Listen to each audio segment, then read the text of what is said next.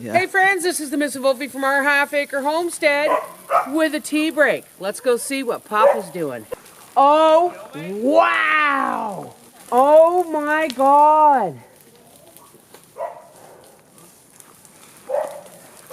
But you haven't got a path for me. No, we're trying to get a path for you, and it's pretty well clear right here. But it's... Yeah, look, I trip over a dime on the floor, okay? This Bit is prickly, yeah. This is Jeremy. Hello. Do you remember me telling you about my person, Jane? This is her baby boy. He's 38 years old. He's my first cousin once removed, and he still calls me Aunt Bev. That's right. And that is his lovely friend, Carmela. Hey friends, this is the MrsVolfie from Our Half Acre Homestead, and this is what's going on. This is Matt. Matt is The filmer. we're having a shoot off right now, a shootout. And he is filming all kinds of stuff for me. I can't wait to see what he does with the footage. And he's wearing the correct t-shirt that says Master of All Things Doodly. Why haven't you got a coat on? But you've been sick for 2 days. No, he's good now. See, there's thumbs up. I like it. Volfie is. Both Wait a second. Stand next to each other. And this, ladies and gentlemen, wait a second, is how and Jeremy do it.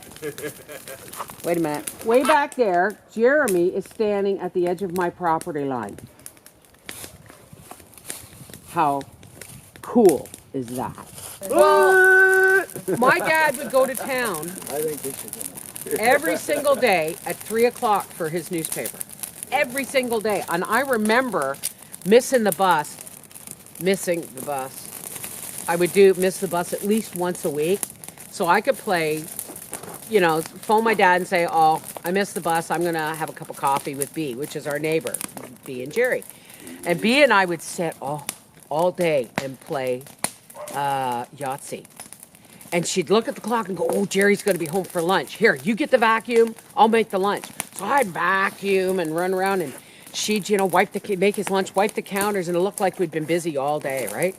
And I'd just be sitting there with a cup of coffee, right? And he'd go back to work, and then 3 o'clock would come around. She'd go, oh, there goes your dad. She'd look at the clock, 3 o'clock. I'd say, you look at the clock. She said, I can set my clock by your father going to town.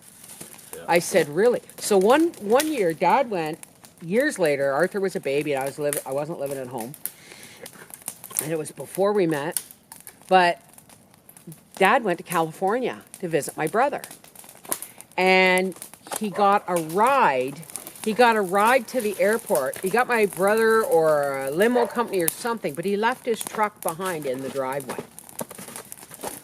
And I phoned him, and I was talking to him, and he said, okay, blah, blah, blah. And I said, Dad, did you tell the you're going away? Did you tell B and Jerry you're going away? Okay, enough. Sheesh. I'm trying to get wood I'm on eating top. ashes here. To keep the branches down. So anyway, I said, did you tell B and Jerry you were going away? And he said, no. Why should I tell them? You know, I said, Dad, they set their clock by you going to town every day. If you don't, Monday comes and you don't show up, there's going to be a problem. He said, oh, you're being dramatic, right? So Tuesday comes along, or Monday night comes along, and Geraldine, their daughter, phones me. You know, her and I were best friends, right?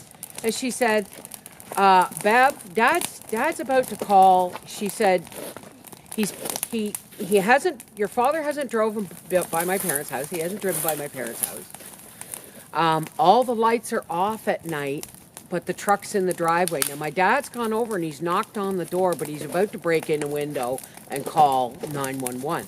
I said, tell him to, you know, stand down. My dad's in friggin' California. And she said, well, you know, and I said, Nice apologize to your Yeah. parents for me. He didn't realize how close B and Jerry watched him. And when my father passed away, it was that network of people that Must have been a Quebec. you know, I mean, I was at home, my phone was off, my sister couldn't get a hold of me. My father passed away in his sleep, in his bed. And it was my best friend that finally got a hold of me. And she said, Bev, turn your phone on. Your sister's trying to get a hold of you. And I said, Jesus, Geraldine, is it Dad? And she said, just phone your sister, right? Because her brother Wally was on the emergency response team. And they got the call. Somebody phoned the doctor's office, phoned my sister at work and said, your father didn't show up for his appointment. And she said, oh my God, my father's passed away. And everyone goes, oh, you're being dramatic. And she said, no, my father is a true gentleman. If he wasn't going to make it, he would tell somebody when it comes to doctor's appointments. Sure enough, Dad had passed away in his sleep. You know, it's just... But one of the first responder was Geraldine's brother, Wally. And that's why she didn't want to say anything to me, because she didn't feel it was her place. My best friend, it's okay, she could have, but she didn't feel it was her place to tell me that Dad had passed. So, but that's the network of small towns. Not like this place, where everybody's in the know about you except you. And they don't tell you.